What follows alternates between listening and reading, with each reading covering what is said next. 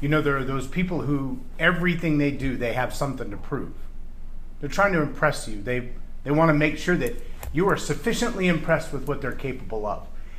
And I'm guessing that there have probably been some times in my life that people thought that was true of me. Ironically, ambition in my life has never really been quite like that. I'll give you an example. I was in Las Vegas in 2002, and I was standing over the pool table.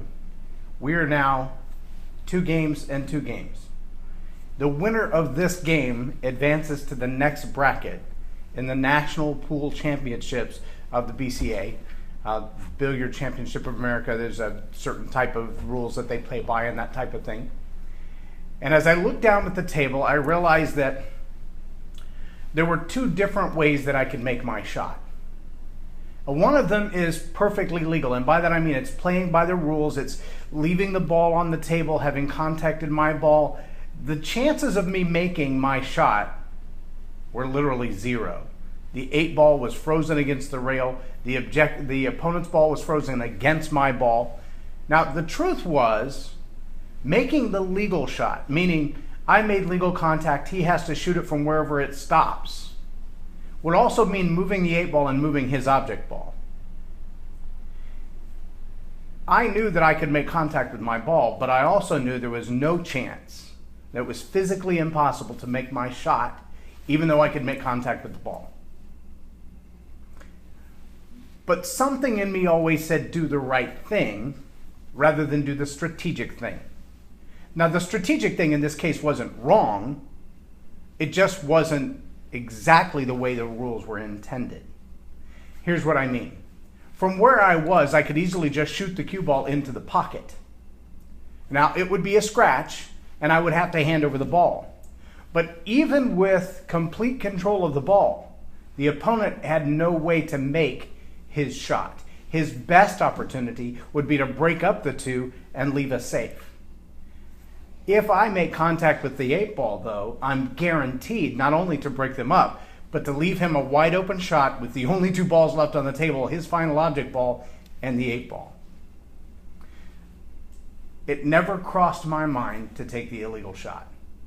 I never thought about the idea of, well, I'll really get him. I'll shoot it into the corner, and even with ball in hand, he can't make it, which means I'll at least get one more shot, and the odds that that shot will be broken up and I'll have a good chance at the 8 ball are really, really high.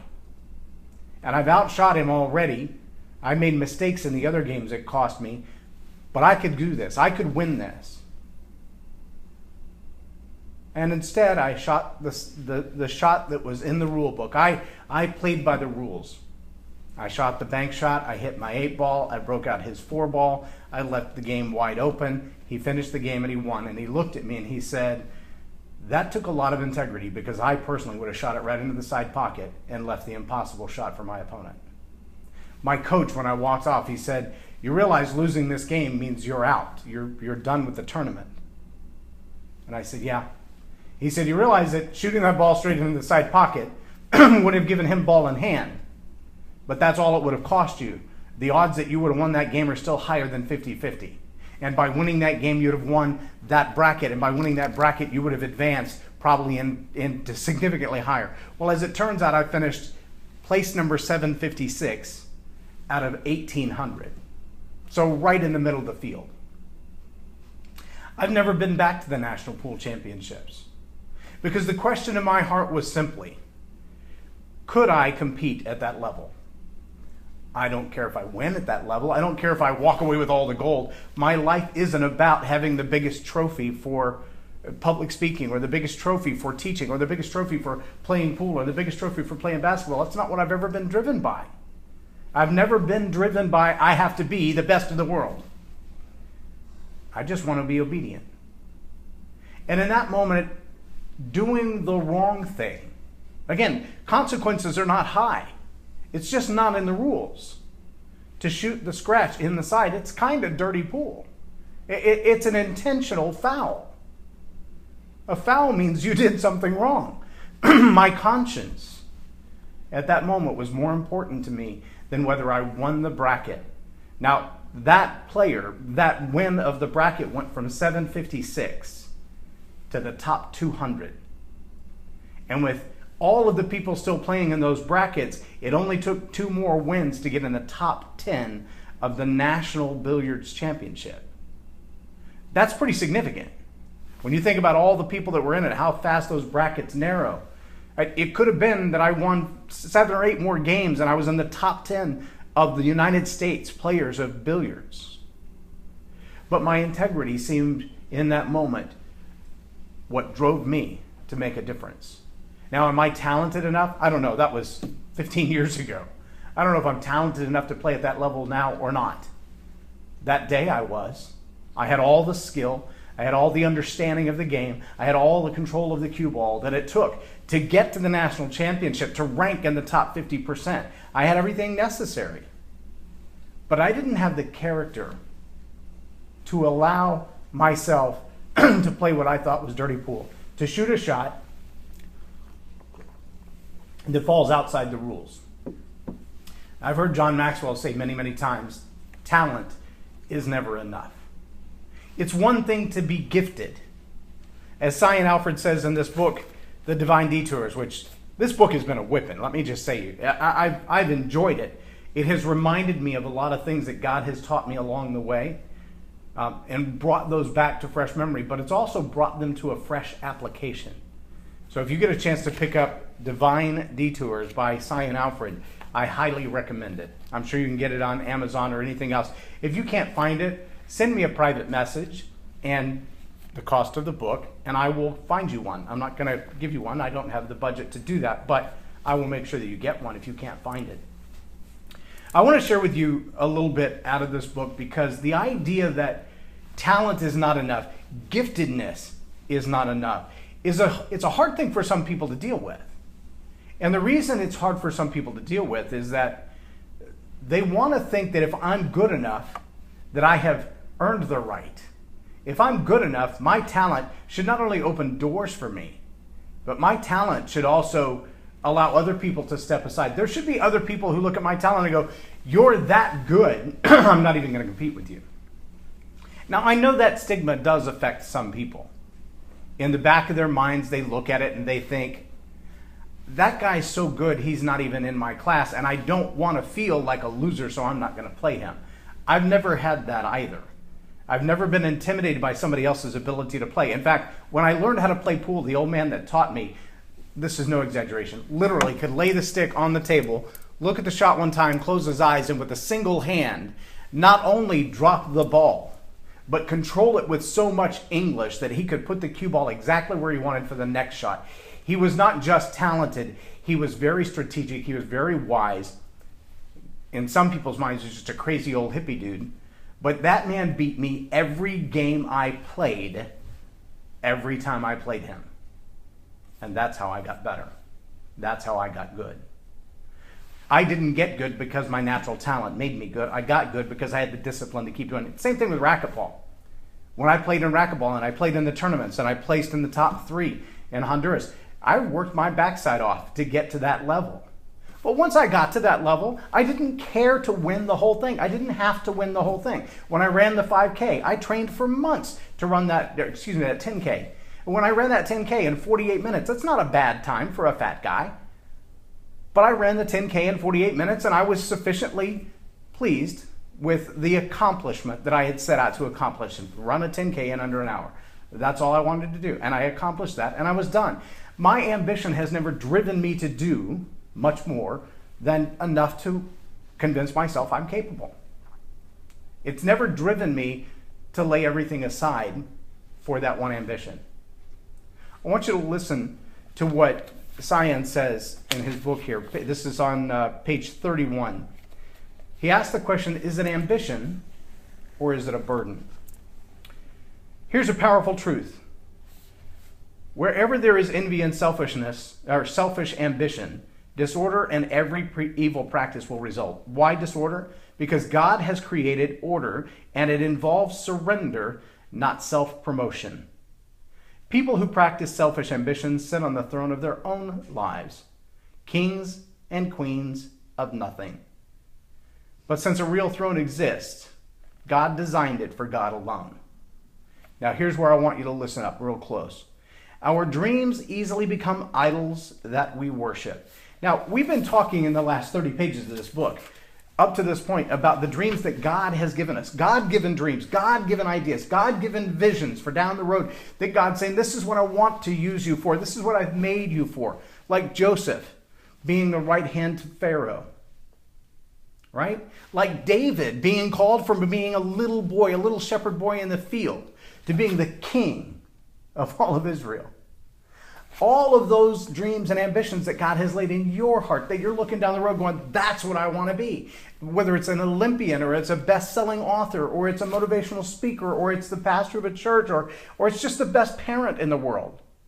Whatever those dreams and ambitions are that God's laid in your heart, the minute your character allows you to set aside the right things and seek after that, that dream becomes a threat of becoming an idol.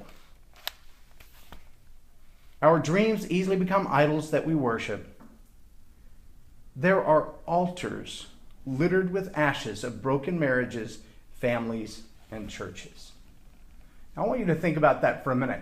When we look at an idol, when we look at something that becomes a replacement for God, if our dream becomes a replacement for God, then what do we do with idols? What do we do with gods? We offer things as sacrifice to them. We offer things in worship to them. And how do we worship them? We give them things.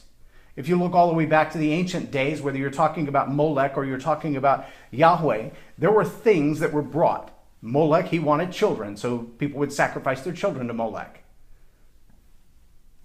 The God of Israel wanted calves and lambs and blood and gold. And those things were brought to the altar as a form of sacrifice. The illustration he's using here is to say that when our dreams become our idols, we worship them as well. But what do we sacrifice on their altars? When our dreams drive us, when our dreams and our ambitions and our desire for success, the big bank account, the right house, living on the right side of town, reaching that certain status symbol in life, being recognized by X number of people, when those things are what drive us to do what we do, when our invincible, from invisible to invincible, when we move from invisible to invincible and our invincible becomes our idol, becomes our God, what we sacrifice on the altar are marriages and families and churches. If that doesn't frighten you, you need to really spend a little more time thinking about how many people have walked out on their family because they had to choose between time at home and time on the job. They wanted that paycheck, that next raise, that partnership, that business to be launched. They wanted that so bad that they sacrificed their marriage. They didn't spend time with their wife. They didn't spend time with their husband. They didn't have those conversations that are necessary. They didn't love their children the way they needed to because all these things were more important. I'll never forget when my son walked to the front and said, I want a better relationship with my dad. And the point he was making was that it went from a hug and a kiss every morning when I left for work to a wave out the window as I drove away, because time got compressed and I had to leave earlier and stay later. I had to work more hours. I had to work longer. I was out of town 3 or 4 weeks a month. And God said, that's not what I gave you a family for.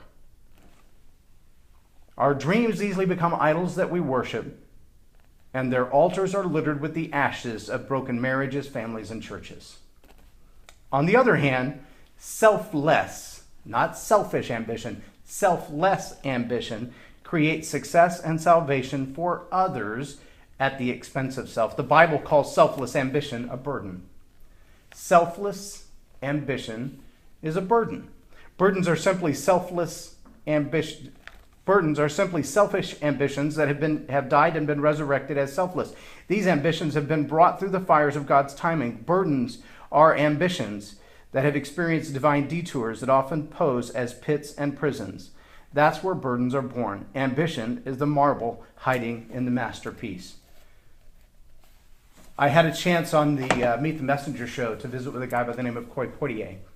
And when we talked, one of the things that he said, early on in my childhood, I had an ambition to be in law enforcement. And I actually got the job as a police officer. And I was so proud to be wearing the badge and living out my life that way. And then things changed. And I found myself, and these are his words, not on the outside of the bars, but on the inside of the bars. And now as a convicted felon, I've had to fight just to get back the right to vote. But now I have a burden. And so I wear my hair long, and I dress like the kids on the street, and I live a life where they know, I understand you, I've been where you've been. I know what your life is like. That's a selfish ambition that has been through the fire of a divine detour and come out the other side, a selfless ambition, a burden now.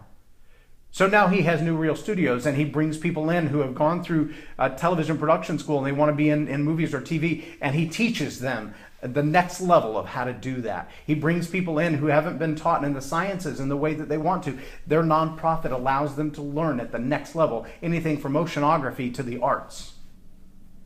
Because his selfish ambition, what he wanted to do, his dream, his goal, was put through the crucible. And on the other side, it came out not a selfish ambition, but a selfless ambition, all about others. Now think about this journey. Today is the last installment of Invisible to Invincible, from unknown to unstoppable, from obscure to out in the open. I want you to understand that this journey requires us to go through the process of realizing it's not about you.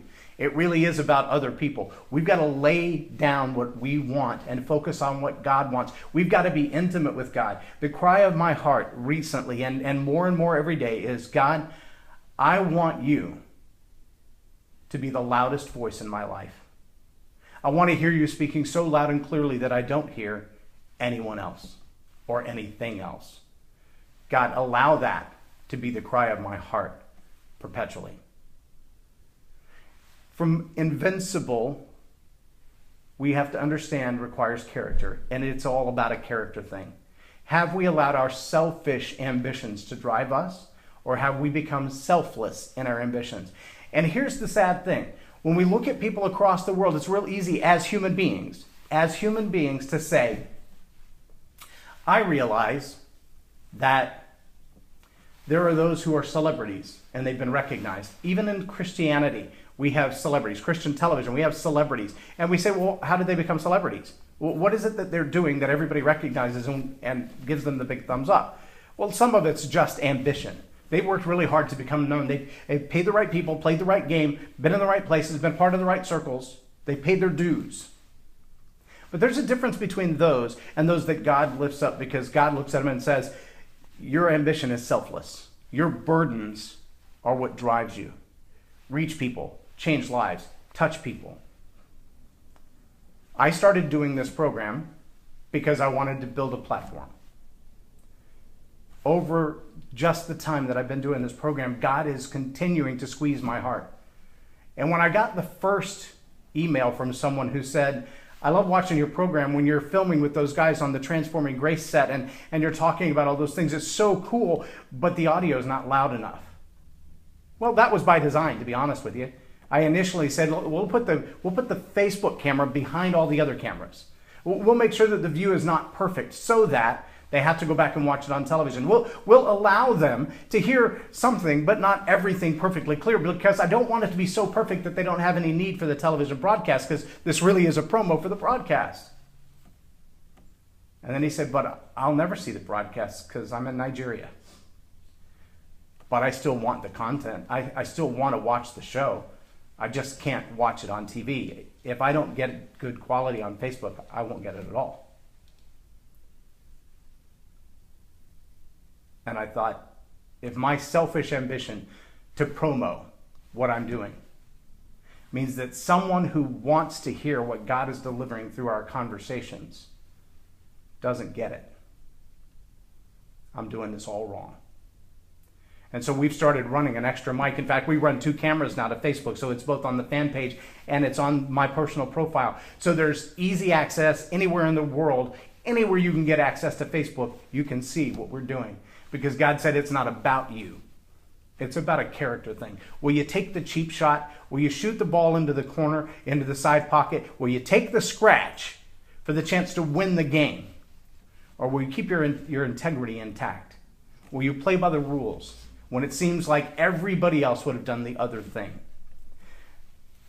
1 Samuel chapter 16, verse 7 says, when they arrived, Samuel took one look at Eliab, and he thought, here's the one. That's God's anointed. But God said, Samuel, looks aren't everything. Don't be impressed with his looks and his stature. I've already eliminated him. God judges persons differently than humans do. Men and women look at the face. God looks into the heart. My challenge for you is really simple. If you feel like God has called you in your life to move from unknown to unstoppable, from invisible to invincible, from the obscure to out in the open, you've got to remember it's not about you. It's all about others. You've got to do it God's way, and that requires intimacy with him. Your talent is not enough. People look at you and go, wow, you're good at... That's not good enough. To be invincible, you've got to be so close to God that his voice is the loudest thing that you hear, because he's not looking at your stats. He's not looking at your gameplay. He's not looking at how many people are fans and followers on your Facebook page. He doesn't care. The only thing he's asking is, are you close enough with me? Are you intimate enough with me that if I whisper to do this, you'll do that? Is your integrity intact enough to know that if I tell you to do what the rest of the world would never do, if I tell you not to do what everybody else in the world is already doing, that you'll listen to me and not to them, to follow my ideas and not theirs, to go my way and not their way? There were a lot of times that Jesus was asked to do what didn't make any sense to anybody else. And he said over and over and over again, I only do what the Father does, what I've seen the Father do, and I only say what the Father says first. My challenge to you to be invincible is, are you willing to make the same commitment that my integrity and my character will remain intact, regardless of what everybody else says, regardless of the popularity or the level of my gifts? I will keep my integrity intact, and I will do what the Father does, and I will say what the Father says. If you truly want to move from invisible to invincible, that's the key. I'm J Loren Norris, and you've been watching Tell It Like It Is TV. Have a blessed day.